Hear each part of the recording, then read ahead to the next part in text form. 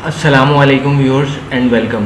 KSE 100 इस वक्त रोज़ benchmark हो रहा है, रोज़ नया हिस्ट्री का हाई लग रहा है। 2051 पॉइंट प्लस रही लास्ट वर्किंग डे में मार्केट 1,45,088 का हाई।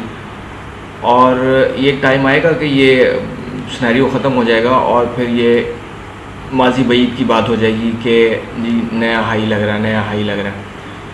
फ़िलहाल जो रीसेंट मूव थी उसका अगर हम प्रोजेक्शन लेते हैं तो वो 53,000 के करीब निकल रही है, क्योंकि हिस्ट्री हाई तो है नहीं, तो रेजिस्टेंस कैसे निकलेगी, टारगेट्स कैसे निकलेंगे। वो टारगेट्स तो बहुत अर्ली के अचीव हो गए हुए हैं। ये जो 38,000 के और 40,000 के एरिया में ब्रेकआउट हुआ था उसके टारगेट्स तो बहुत अर्ली अचीव हो गए।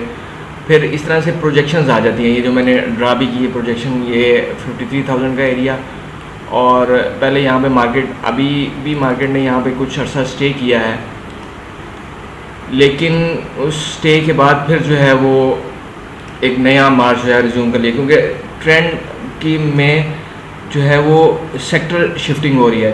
कुछ दिन बैंक्स चलते हैं, फिर बैंक स्लो हो जाते हैं, बाकी चीज़ें परफॉर्म करना शुरू कर देती हैं, और बाकी चीज़ें स्लो होती हैं तो फिर वही सेक्टर एक्टिव हो जाता है। अच्छा, अब इस वक्त पेनी स्टॉक्स, और पेनी स्टॉक्स में भी वो स्टॉक्स जो डिफ़ॉल्टर काउंटर पे भी हैं और जिनके रिजल्ट्स भी कोई अच्छे नहीं हैं। हीरा टेक्सटाइल एक लंबे अरसे की कंसोलिडेशन के बाद इस वक्त अबाउट टू टेक ब्रेकआउट है।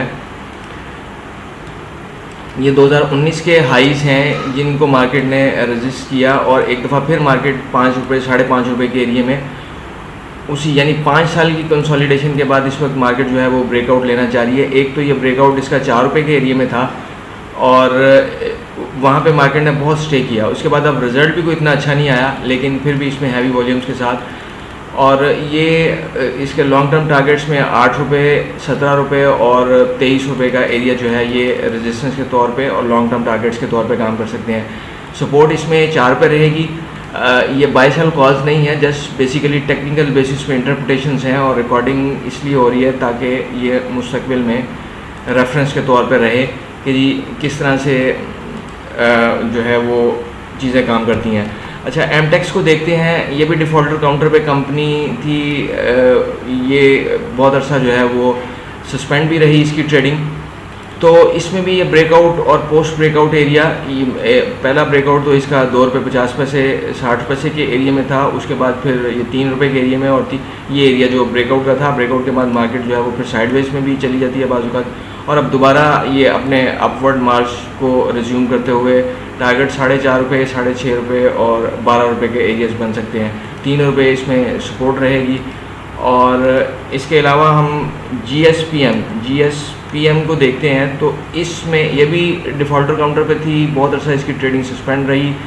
इस वक्त इसमें नया हाई लगा, और इसमें कुछ बहुत सारी चीज़ें इनमें ये तो जो नज़र आ रही हैं सामने, ये जो मैं support and resistance lines draw कर रहा हूँ या चैनल की लाइन ड्रा कर रहा हूँ, ये है। लेकिन इसमें बहुत सारी हिडन वर्किंग भी है कि जिसकी बुनियाद पे ये एज्यूम किया जाता है कि जी अब मार्केट जो है वो ब्रेकआउट की तरफ चल रही है।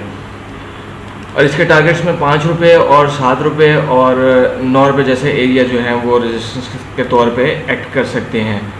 बड़ी कंपनीज़ में देखेंगे तो फिरोज़ ऐसी कंपनी है जिसमें कोई 400 और 500 के एरियाज़ के टारगेट्स बन रहे हैं।